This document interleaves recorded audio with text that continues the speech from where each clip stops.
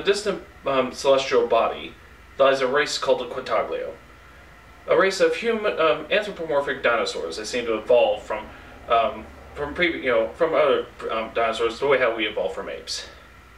They have very interesting features. They are regenerate from wounds. They can even survive being delimbed, although certain parts like the eyes don't do so much good. In the matter of, they can't lie to each other due to the fact that they have built-in lie detectors. Those who lie they have their noses turn blue. They can't really sit down because of their tails, like like in chairs like we can. They live on these little slanted tables that they lie down upon to do their work. And what's interesting about them, they have a very bad case of territoriality. If you get too close without their permission, they go into an angry frenzy, and they will start attacking each other. It can be bad. It can spread up to the whole population. So cities and towns that they live in are built where they can have enough distance between each other. And it's also the same for the ships. And they also, in this world, yes, they are humanoid dinosaurs, and they live in a world of other dinosaurs like sauropods and horned dinosaurs and even pterosaurs. Interesting enough.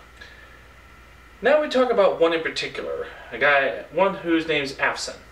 He's an astronomer's apprentice, and he come across as an object that his master never uses because he doesn't think he needs. And it is what they call a Far-Seer. And with that, he goes on a pilgrimage with his friend, who's the son of the Empress.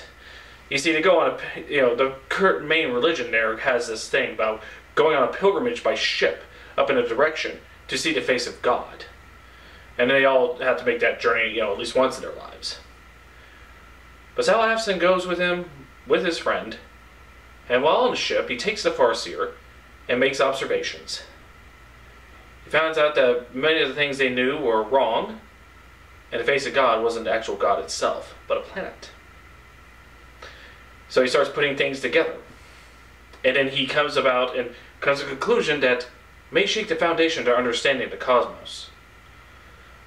And what would this cost him? And I'm just describing the first part of the book of Robert J Sawyer's Far-Seer trilogy, beginning with Far-Seer, which I described the beginning parts to you. It's a very good book. I remember my mother being a part of the science fiction book club when I was a kid. I remember this advertised in one of the catalogs. And of course, me being a young kid, I was interested in anything with dinosaurs, thought this would be neat. But she never got it, and I saw it from time to time in the bookstore in Ponca City and so forth.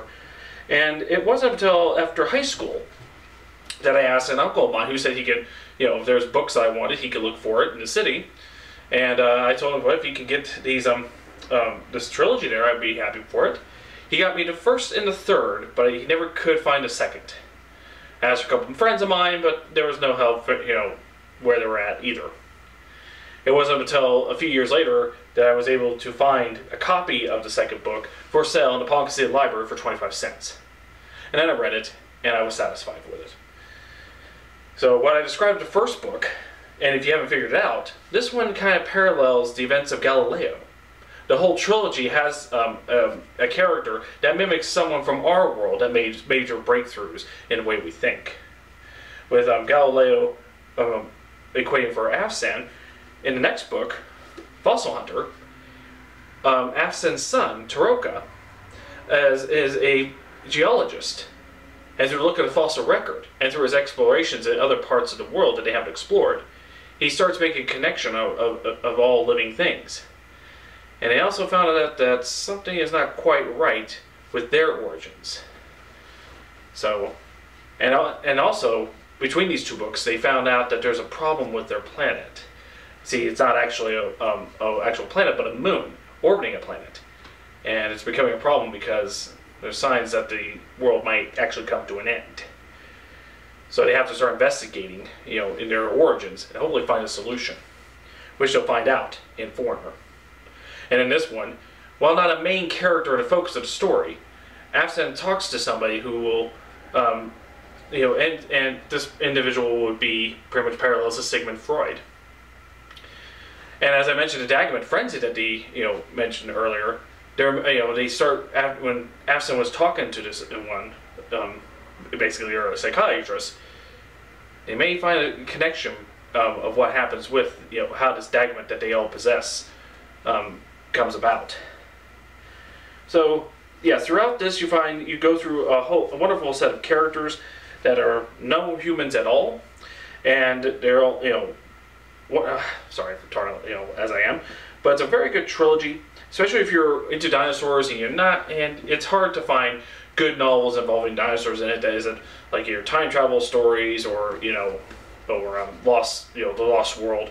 It's dinosaurs being the main characters in this, and in a world of evolved dinosaurs, and and what they have to go through in order to help save their world, and the discoveries they make. What I like about this one is it kind of shows that even with the cosmos being as it is the alien race was discovering the things that we did, through their own means, and come to the same conclusions. That was a fun thing about it. I like the characters of Afson and his son and his family that comes after him, well, particularly Taroka and what all his journeys goes through, and hopefully when they find out a means of solving their problem. And I think the ending was very satisfied.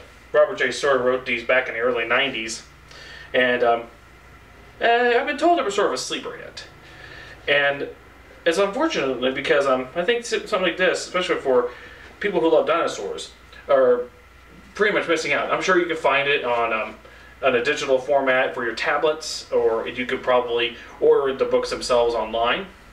There's a website over there. I'll try and put the link down below. I don't know if it's still any good, but it gives a good description here. So yeah, if you have a chance to look for to get this trilogy, the Far-Seer, the Fossil Hunter, and Foreigner, please check them out. I definitely recommend them. Well, thank you very much. You all have a nice day.